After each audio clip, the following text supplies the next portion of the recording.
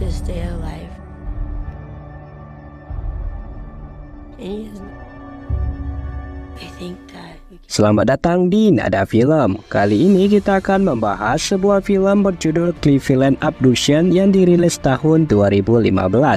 Film ini menceritakan seorang pria yang menyekap 3 orang wanita di sebuah rumah. Mereka selalu mendapatkan kekerasan dan selalu dilecehkan di rumah itu sampai mereka mengandung.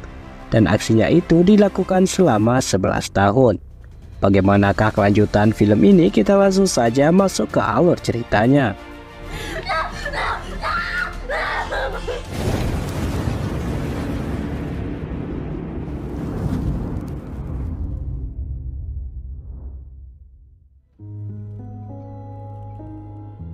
Film ini diawali dengan memperlihatkan seorang wanita bernama Michelle yang sudah memiliki seorang putra bernama Joyce yang masih berusia 4 tahun.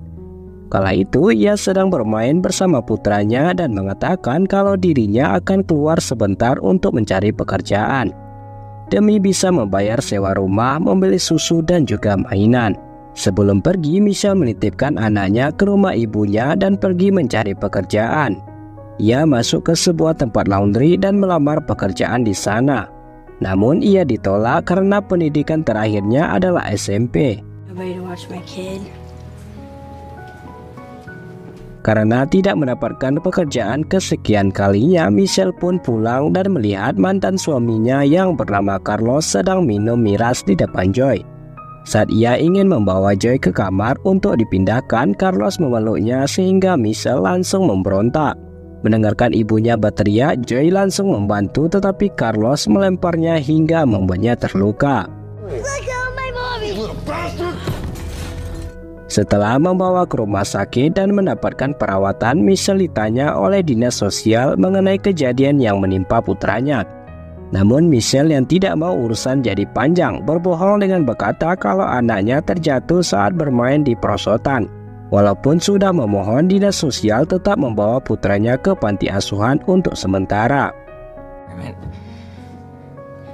Beberapa hari kemudian Michelle bertemu dengan temannya yang bernama Emily.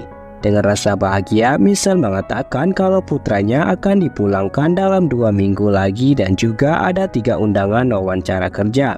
Tak lama kemudian Emily dijemput oleh ayahnya yang bernama Ariel Castro.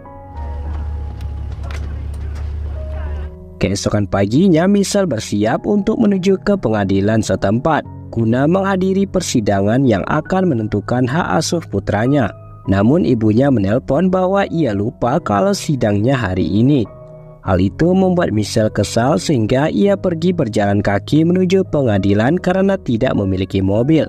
Setelah berjalan selama 1,5 jam, Michelle masuk ke toko swalayan untuk menanyakan alamat pengadilan. Castro yang kebetulan ada di sana menawarkannya tumpangan untuk mengantarkannya sampai ke pengadilan. Castro merupakan ayah dari temannya. Michelle pun tak menaruh curiga dan merasa dapat terbantu karena kalau tetap berjalan kaki, ia akan memerlukan waktu sekitar 45 menit untuk sampai ke tujuan. Namun sebelum ke pengadilan, Castro ingin memberikan seekor anak anjing yang ada di rumahnya. Walaupun Michelle sudah menolaknya secara halus, Castro berjanji akan mengantarnya tepat waktu yang membuatnya terpaksa mengiyakannya. Dengan aktivitas perumahan di tempat tinggal Castro yang cenderung sepi, mereka sampai dan langsung menuju lantai untuk mengambil anjing tersebut. Namun saat masuk ke dalam kamar, tanpa diduga Castro langsung menutup dan mengunci kamar tersebut. Saat tubuhnya dipiting, Michelle pun memohon dilepaskan karena 30 menit lagi persidangan akan dimulai. Namun Castro tak memperdulikannya sambil menginjak kacamata Michelle dan berkata bahwa Michelle akan menggantikan istrinya yang sudah meninggalkannya. Michelle pun mulai berdoa pada Tuhan untuk meminta pertolongan sehingga Castro menendangnya dan menyempal mulutnya dengan kain putih. Stop making noise. Enough. Beberapa hari kemudian, setelah Michelle tak ada kabar, ibunya Michelle menghubungi polisi. Namun polisi mengira kalau Michelle sengaja kabur karena permasalahan ekonomi dan juga hak asuh putranya. Polisi pun mengarahkannya untuk menghubungi kembali jika ada kabar terbaru dari Michelle. Sementara itu, Michelle dibawa makanan oleh Castro, namun Michelle tak nafsu makan sehingga ia tak memakannya.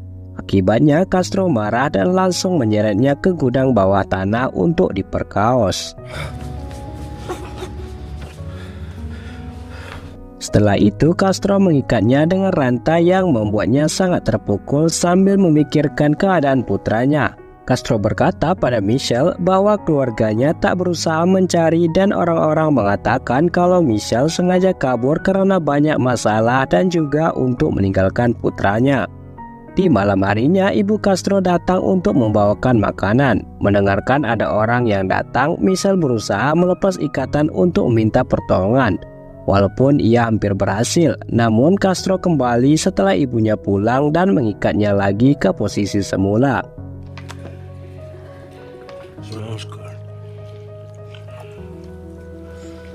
Keesokan malamnya, Castro berlatih musik dengan anggota bandnya di dalam rumah. Michelle yang masih di gudang bawah tak mampu berbuat banyak karena tenaganya telah terkuras. Setelah teman-temannya pulang, Castro kembali memperkaos Michelle dan menjelaskan bahwa alasannya melakukan ini adalah karena trauma masa kecilnya, di mana sewaktu kecil ia pernah dirudak paksa oleh orang terdekatnya. Mendengarkan curhatan itu, Michelle mencoba untuk menasehati Castro dari hati ke hati dengan berkata kalau Castro tidak boleh membalas dendam ke orang lain yang berbuat Castro sedikit termenung. Kemudian Michelle berjanji tidak akan melapor ke siapapun jika Castro membebaskannya sekarang. Beberapa detik kemudian Castro mengiyakan permintaan Michelle dan mengendongnya ke arah pintu utama. Namun tanpa diduga, Castro berbelok dan membawanya ke kamar atas sambil berkata kalau ia bukanlah orang bodoh. Di dalam tidurnya, Michelle memimpikan Joy yang sedang bermain di hamparan salju bersamanya. Namun tiba-tiba Joy menghilang dan Castro masuk sambil membawa TV. Beberapa bulan kemudian, Castro mendengar Michelle bernyanyi dengan suara merdu, sehingga ia meminta Michelle untuk menulis lagu untuk bandnya. Saat Castro diberikan Michelle lagu yang cocok untuknya, ia marah karena lagu tersebut menggambarkannya yang sedang tersiksa di penjara. Castro lagi-lagi berkata bahwa tak ada yang peduli dengan Michelle sambil kembali mengikatnya.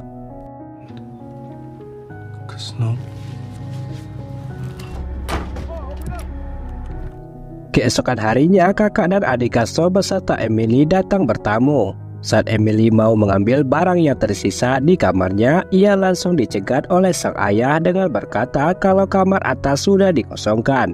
Michelle yang mendengarkan keramaian di lantai bawah membunyikan tempat tidurnya untuk meminta pertolongan. Namun saat Emily mendengarnya, Castro berkata kalau itu suara anjingnya yang dikurung di kamar sambil menyalakan musik dengan suara keras. What's that? Setelah tak ada yang curiga, Castro ke kamar atas untuk membuat Michelle pingsan agar tak berisik lagi. Beberapa minggu kemudian, Castro membawakan Michelle seekor anak anjing lucu yang membuat Michelle sangat bahagia karena sekarang ia mempunyai teman. Suatu hari, Castro mampir ke rumahnya pada jam istirahat untuk memperkaos Michelle dan kemudian kembali berangkat. Tanpa diduga, Michelle menyadari kalau gemboknya tidak dikunci dengan benar, sehingga ia langsung keluar sambil menggendong anjingnya. Namun setelah sampai pintu utama, ia ditangkap Castro yang memang sengaja mengetesnya. Akibatnya, Michelle dibanting ke lantai dan anjingnya juga dihabisi oleh Castro yang membuatnya semakin menderita. Pada suatu malam, Michelle menyaksikan Castro yang membawa korban lainnya bernama Amanda. Di saat Amanda berteriak sambil melarikan diri, Castro mengejarnya dan langsung dipukuli hingga pingsan. Keesokan harinya, Michelle melihat berita mengenai hilangnya Amanda. Namun hal itu membuatnya sedih karena sudah 9 bulan tak ada satupun berita mengenai dirinya. Saat Michelle dipindahkan ke kamar sebelah, ia dipaksa untuk menyaksikan Castro yang sedang memperkaos Amanda. Beberapa hari kemudian saat giliran Michelle, Castro menyadari bahwa perut Michelle sedang mengandung. Karena tak menginginkan bayi dari Michelle yang ia anggap jelek, Castro pun membuat Michelle keguguran dengan menggunakan benda keras. Come here. Stay away. Di suatu sore, Michelle dibawa ke halaman belakang oleh Castro untuk membantu memotong papan dengan dipaksa memakai rambut palsu, dan kakinya diikat rantai. Michelle menggunakan bahasa isyarat untuk meminta tolong pada seorang pria tua yang kebetulan muncul. Di malam harinya, Michelle memberitahukan Amanda kalau ia sudah meminta tolong ke tetangga sebelah dan memastikan kalau polisi akan segera datang. Beberapa menit kemudian, ia mendengarkan suara sirine polisi yang membuatnya tersenyum bahagia. Namun polisi tersebut bukan datang untuk menyelamatkan mereka, melainkan memisahkan warga perumahan yang sedang bertengkar. Setelah suara sirene menjauh, barulah Michelle menyadari kalau polisi datang bukan untuk menyelamatkannya. Di hari lainnya, Michelle menempelkan stiker untuk memperingati ulang tahun putranya yang sudah bertambah 1 tahun. Sementara seorang wanita yang tinggal di depan rumah Castro menghubungi polisi. Ia melaporkan bahwa ada suara teriakan wanita dari depan rumahnya, namun tak pasti dari rumah yang mana. Sayangnya polisi tak mendalami laporan tersebut dan memintanya untuk menghubungi polisi lagi jikalau sudah pasti teriakannya dari rumah yang mana. Tak lama kemudian, Michelle diberitahu Castro bahwa ia akan kedatangan tamu baru. Ternyata teman yang dimaksud merupakan korban Castro selanjutnya yang bernama Gina, yang usianya paling muda dibandingkan Michelle dan juga Amanda. Kemudian Michelle menenangkan Gina agar tetap tabah dengan berkata kalau Tuhan selalu menyertai mereka dalam keadaan apapun. Beberapa hari setelah Gina menghilang, orang tuanya mengadakan doa bersama untuk putri mereka. Tanpa diduga, Castro datang di acara tersebut dan tanpa rasa bersalah ikut berdoa bersama ibunya Gina sambil memeluknya.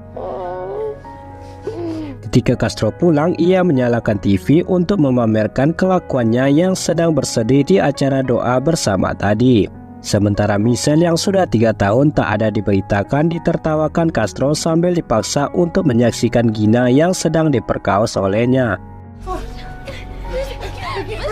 Beberapa waktu kemudian, Gina dan Michelle mencoba berdamai dengan keadaan dengan berjoget mengikuti irama musik. Sementara nasib buruk menimpa Amanda manakala ibunya meninggal akibat serangan jantung. Beberapa tahun berlalu, Castro berkata kalau semuanya tak akan diikat lagi karena sudah patuh dan tak banyak berulah. Saat makan malam bersama layaknya sebuah keluarga, ia dengan bangga menunjukkan kalau Amanda sedang mengandung. 9 bulan kemudian, Amanda kesakitan karena sudah waktunya melahirkan. Walau begitu, Castro tak membawanya ke rumah sakit, melainkan menodong Michelle untuk membantu Amanda. Castro berkata pada Michelle kalau Amanda gagal melahirkan, maka Castro akan menghabisinya. Not breathing. Make her breathe. Untungnya beberapa menit kemudian Amanda berhasil melahirkan yang membuat Castro menggendongnya sambil tersenyum bahagia. Little princess, are you my prince? Beberapa tahun berlalu, putri Amanda yang diberi nama Jocelyn tumbuh dengan sehat dan bahagia. Sementara itu, Michelle tak pernah lupa menempelkan stiker angka untuk merayakan ulang tahun putranya yang kini berumur 14 tahun.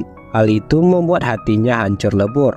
Namun Gina selalu ada untuk menemaninya. Suatu hari, Jocelyn bertanya pada ayahnya mengapa Michelle, Gina, dan ibunya sendiri tak bisa keluar dari rumah. Castro yang beberapa bulan menganggur menjadi kesal dan langsung bertindak kasar pada Jocelyn. Namun semuanya segera menolongnya.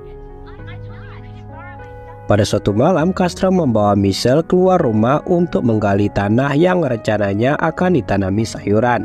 Di saat itu, Castro mengungkapkan kalau ia tak mengira aksi jahatnya sampai sejauh ini. Namun ia masih menyalahkan trauma masa kecilnya yang menjadikan dirinya jahat seperti sekarang. Mendengarkan hal itu, Michelle menyarankannya untuk menyerahkan diri ke polisi untuk menembus dosa-dosanya. Namun Castro tak bisa karena keluarganya akan tahu perbuatan jahatnya. Michelle menanggapi kalau ini bukan cuma keluarganya, tapi pertanggungjawabannya kepada Tuhan. Mendengarkan itu, Castro bertanya di mana Tuhan sewaktu dulu Michelle masuk ke mobilnya. Tanpa terpengaruh perkataannya, Michelle menjawab kalau Tuhan akan menolongnya. Jikalau Castro meminta dengan tulus, yang akhirnya kalimat itu membuat Castro merenung. Keesokan paginya, Castro memberitahukan Jocelyn kalau ia akan ke rumah ibunya untuk mengambil makanan. Setelah Castro pergi, Jocelyn melihat hanya pintu luar yang dikunci sehingga Jocelyn segera memberitahu ibunya. Walau awalnya merasa ragu, Amanda melihat mobil Castro tak ada dan langsung menggunakan kesempatan itu untuk meminta tolong sekeras mungkin. Tanpa diduga, warga di sana mendengarkan dan mengenali Amanda yang langsung menolong.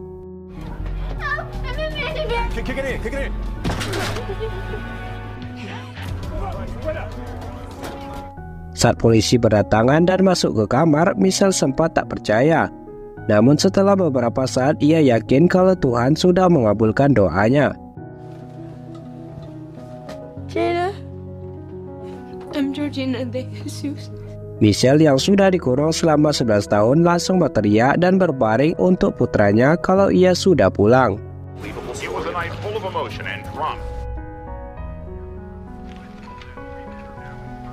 Beberapa hari setelah dirawat di rumah sakit, Michelle didatangi oleh seorang agen FBI yang bernama Solano sambil membawakan makanan lezat.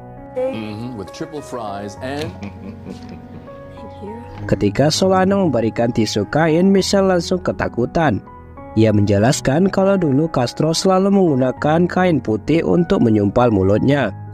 Setelah keadaan mulai tenang, Michelle meminta bantuan untuk menemukan putranya dan Solano berjanji akan mencari putranya secepatnya. Keesokan harinya, ibunya Michelle datang untuk menemui Michelle. Namun Michelle memberitahukan perawat jikalau ia sudah tak mau bertemu lagi dengan ibunya. Michelle beralasan kalau ibunya tak berusaha mencarinya. Berbeda dengan ibunya Amanda dan Gina yang dengan keras mencari putrinya.